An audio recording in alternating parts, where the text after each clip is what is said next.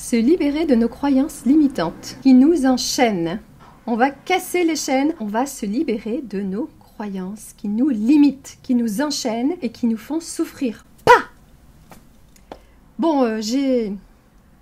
Comment dit-on? La pêche, j'ai la patate et j'ai envie de partager ça avec vous.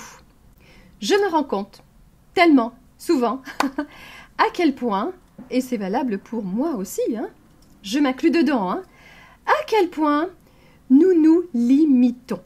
Nous ne savons pas voir grand.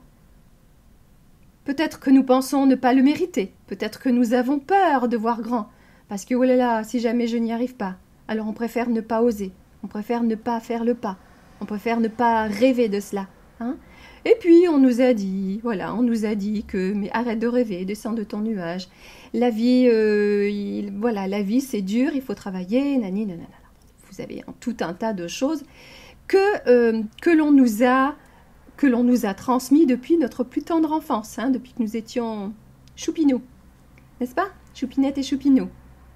Alors, mes amis, les choupinettes et les choupinous, on va se libérer de tout ça. D'abord, il faut en prendre conscience. Il faut prendre conscience que nous avons été conditionnés. Bon, d'une certaine manière. Ce que nous sommes aujourd'hui est le résultat, entre autres, de comment nous concevons la vie.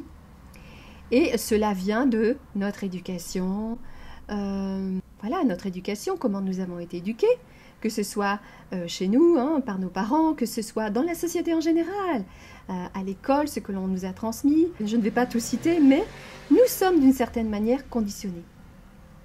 Donc quand nous sommes tout petits, nos premiers modèles, ce sont nos parents, n'est-ce pas, hein? Puis ensuite, on va grandir et puis on va rentrer dans la préadolescence, l'adolescence, on ne sait plus très bien qui l'on est. Tiens, nos parents, c'était nos modèles. Et puis tout à coup, à l'extérieur, on se rend compte que tiens, il y a différentes façons de voir la vie, de penser, de vivre, etc. Et moi, je ne sais plus très bien où j'en suis, hein, en tant qu'adolescente. Et alors, je me cherche. Et puis, je vais regarder les autres, comment ils vivent, comment ils conçoivent la vie, etc. Et puis, on va souvent s'identifier aux autres, on va copier. Hein? Donc on ne sait pas très bien qui l'on est, et puis on se cherche, et on va prendre des modèles, et sans s'en rendre compte, on va faire du copier-coller, on va dire. Hein? On va dire ça comme ça.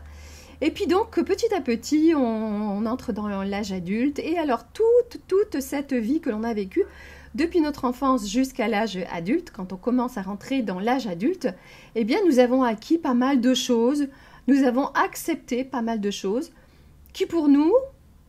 sont normales. On se dit, si tout le monde fait comme ça, si tout le monde pense comme ça, est-ce qu'il y a un problème avec ma caméra? Ça floute? Non, ou c'est moi qui vois flou? Bon. Alors donc, et alors là, on se dit, c'est normal, si tout le monde agit comme ça, si tout le monde pense comme ça, si tout le monde vit comme ça, c'est que c'est normal. Alors moi, je me suis toujours méfiée, depuis ma plus tendre enfance, quand tout le monde va dans un sens, j'avais envie d'aller dans l'autre sens. Et vous, c'est pareil, hein? Et donc, on arrive dans l'âge adulte, et puis on commence notre vie d'adulte avec tout un tas d'acquis, toute une conception de la vie, toute une façon de voir la vie et de vivre sa vie qui nous paraît normale ou qui ne nous paraît pas juste comme moi. Très très tôt dans mon enfance, j'ai bien vu qu'il y avait des incohérences avec ce que l'on me disait et comment agissaient les personnes qui me disaient. Voilà, ces personnes-là sont nos modèles, on nous dit des choses, mais eux-mêmes n'étaient pas capables de mettre en application, n'est-ce pas? Ça vous parle ça, hein? Bon, on a tous vécu ça, on vit tous ça, plus ou moins. D'une certaine façon. Mais aussi très très très tôt dans mon enfance, je ressentais bien, je voyais bien non, c'est pas comme ça. La vie, ce n'est pas ça, voilà. Et alors, j'ai essayé, toujours, tout en écoutant, en observant. J'ai toujours aimé observer autour de moi, comment fonctionnent les gens, etc., tout ça. Et donc, je me suis rendu compte que tout le monde copiait sur tout le monde et que personne ne sait vraiment qui il est. Et personne n'est capable de penser par lui-même. Je ne sais plus qui a dit, si vous ne pensez pas par vous-même, ce sont les autres qui pensent pour vous. Bon, et souvent, on est là-dedans, sans s'en rendre compte, parfois. Et donc, moi, très très tôt dans mon enfance, j'ai voulu apprendre à penser par moi-même, à écouter ce qu'on me disait, mais pas forcément accepter, adhérer. Alors, quand on est enfant, il y a des choses qu'on est obligé de faire, hein, de suivre ce qu'on nous demande de faire, mais rien n'empêche intérieurement de se faire sa propre idée. Et c'est bien aussi d'avoir différents sons de cloche parce que ça permet d'apprendre le discernement. Ça, c'est génial. Si tout le monde disait la même chose, bon. Mais là, tout à coup, on se rend compte que L'un pense comme ça, l'autre pense comme ça, l'un vit comme ça, ok, et on peut être perdu. Mais si on se dit, ouais, tout ça va m'apprendre le discernement, c'est génial. Alors là, on apprend, hein. On apprend à ne plus accepter tout et n'importe quoi. C'est pas parce que tout le monde dit que c'est ça. C'est pas parce que tout le monde vit comme ça que c'est comme ça qu'il faut vivre, hein. Donc voilà. Et alors on vit sa vie comme enchaîné, comme prisonnier par des concepts, par des croyances, par des conditions qui ne nous conviennent pas et qui nous rendent malheureux. Donc à un moment donné, il faut prendre conscience de cela et avoir le courage d'aller à la rencontre de soi-même. Ok, c'est ce qu'on m'a dit, c'est ce qu'on m'a enseigné toute ma vie, c'est ce que j'ai vu toute ma vie, c'est ce que je vois autour de moi encore aujourd'hui. Mais moi, je ressens autre chose. Pour moi, la vie, c'est pas ça. Vivre, ce n'est pas comme ça. Être heureux, ce n'est pas faire ça. Le travail, c'est pas ça. Enfin voilà, vous voyez plein de choses. Et donc s'interroger. Qu'est-ce qui est bon pour moi? C'est quoi ma conception à moi de la vie? Qu'est-ce qui peut me rendre heureux? Qu'est-ce qui me fait vibrer? Qu'est-ce qui m'apporte de la joie? Pourquoi je suis toujours malade? Pourquoi j'ai des migraines? Pourquoi je me sens fatiguée? Pourquoi c'est lourd? Pourquoi j'ai perdu cette étincelle de vie que j'avais quand j'étais enfant? Cet émerveillement, cette joie de vivre naturelle? Pourquoi je l'ai perdu? C'était quoi mes rêves d'enfant? Voilà, on a perdu ça, petit à petit, on a perdu ça. Non, il faut retrouver cela. Alors ce n'est pas facile, parce que ça demande vraiment beaucoup de courage. Ça demande de faire tout un travail intérieur pour répondre aux questions que l'on se pose, et alors prendre du temps pour être réceptif, ouvert, avec le cœur, et là ce n'est plus la raison, le mental qui prendra le dessus, hein. On arrête avec tous nos trucs intellectuels et on écoute son cœur, parce que notre cœur sait ce qui est bon pour nous. Voyez-vous, notre cœur, lui, n'a pas oublié. Voyez, mais nous, on écoute souvent la raison. Et il y a souvent un conflit intérieur, j'en ai déjà parlé de cela, entre le cœur et la raison. Vous voyez-vous?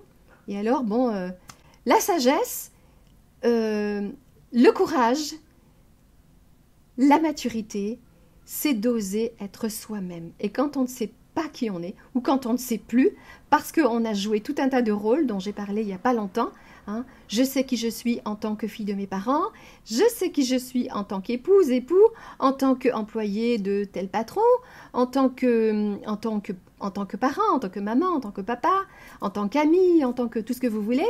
Oui, mais si je ne joue pas tous ces rôles-là, qui suis-je?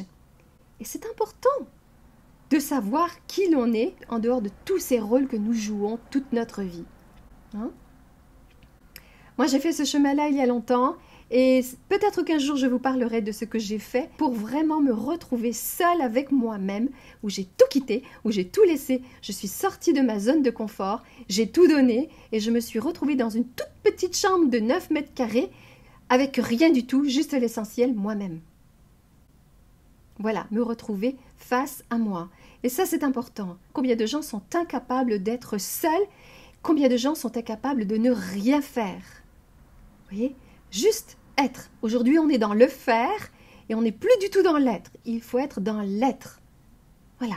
Être capable de s'arrêter de temps en temps, de faire une pause à tout niveau. Que ce soit au niveau de nos actions, de tout ce qu'on est en train de faire, et on est tout le temps en train de faire quelque chose parce que la solitude nous fait peur, on veut toujours combler ce vide intérieur que l'on ressent, et on fait, et on court à faire tout un tas de choses, et on court après du vent, et rien ne nous rend heureux. À long terme, c'est éphémère tout ça. Bon, je ne vais pas trop m'égarer sur ce chemin-là parce que je développerai encore tout ça, parce que ça me passionne. J'ai fait tout ce chemin-là, et je veux partager de plus en plus avec vous tout ça. Voilà, être seul avec soi-même, ne plus avoir peur d'être seul, être capable de dire stop, pause. Si vous voyez que vous êtes absorbé par tout un tas de pensées qui ne vous quittent plus, que vous n'êtes pas là, que vous n'êtes pas présent, que vous n'êtes pas conscient, que vous êtes tout le temps dans le passé, la nostalgie du passé, et dans l'avenir, dans le futur, dans la peur de l'avenir, et vous n'êtes pas là. Vous savez, le futur, l'avenir, c'est aujourd'hui que ça se passe. C'est aujourd'hui, à chaque instant, que nous créons notre futur. Ne nous soucions plus de notre futur, de notre avenir. Je sais, ce n'est pas facile. C'est très difficile. C'est, on va dire, un travail de chaque jour et de chaque instant. Voilà. Et laissons tomber ce qui s'est passé hier, c'est passé. Prenons le meilleur de ce qui s'est passé hier. Moi, je dis toujours, je regarde dans le rétroviseur uniquement pour voir toute l'évolution que j'ai faite, tout le chemin que j'ai parcouru. Parce que parfois, on a l'impression qu'on stagne, qu'on n'a rien fait de notre vie, qu'on ne fait rien de notre vie, qu'on n'a rien appris, voire même parfois qu'on fait marche arrière, mais c'est juste une illusion. C'est juste une illusion. Et quand on regarde dans le rétroviseur, eh bien, on se rend compte que, waouh, ah non, quand même, j'ai grandi, j'ai appris. Alors, prenons le meilleur de tout ce qui s'est passé hier, avant-hier, il y a des années, dans le passé. Tirons-en un enseignement et avançons avec ça. Hein? Donc voilà. Voilà ce que je voulais partager avec vous. On prend conscience qu'on est enchaîné, on prend conscience que l'on est conditionné par tout un tas de choses, de tout ce que l'on nous a appris, et apprenons à penser par nous-mêmes et ayons le courage d'être, de ne plus toujours être dans le faire et de faire comme tout le monde, mais de faire ce qui est en accord avec qui nous sommes vraiment, d'être fidèle à qui nous sommes vraiment, et d'oser vivre sa vie, d'oser être soi-même, d'oser vivre ses rêves. Donc, les chaînes, on les brise, hein? On se libère et on sourit à la vie. Voilà, mes amis, souriez à la vie et la vie vous sourira. Ça, c'est important. N'attendez pas que les circonstances s'améliorent pour sourire. Souriez pour que les circonstances s'améliorent. Ok? Je compte sur vous. À bientôt, mes amis. Bye. C'était Anna de Lumière Intérieure. Bisous.